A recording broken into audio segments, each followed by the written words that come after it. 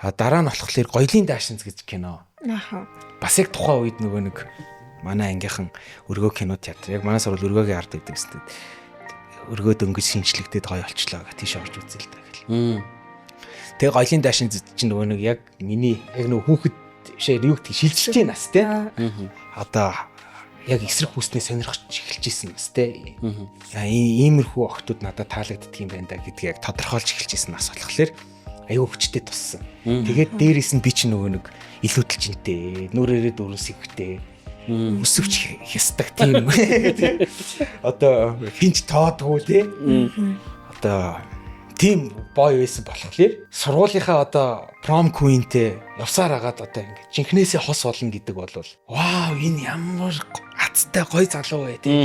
Аха. Надад ч гэсэн боломж бай тий. Би зүгээр л тэр нэг юм энийг чөмөг суун гэдгийг мэдхийн гэдэг энэ шиг биш.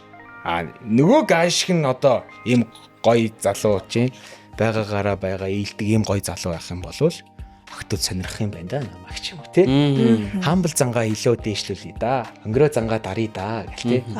Заримдаа ингээл бас энэ чинь нөгөө нэг энэ тэнд манайс чинь сахилга гутан шүү дээ тий. Тэгэл хин нэгэнтэй муудалцсан хин нэгэнтэй өнгөрцөн байж ах юм тэр хүчтэй.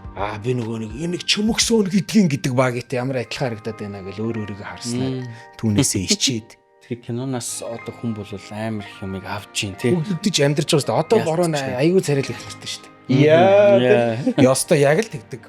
Чи чамааг яаж тоосон гэдэг те. Гэхдээ яг бит хоёрын амьдралыг мэдхгүй хүмүүс тэгж хэлдэг. Яг мэддэг нь бит хоёр шүү дээ.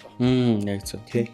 Эхнэр маань харин миний нүд рүү харж агаад үгүй чи минь харин намаагаа яаж тоосон бэ гэдэг байгаа байхгүй. Оюулынгийнх нь яг өгсөн те. Нэг рүүгээ те.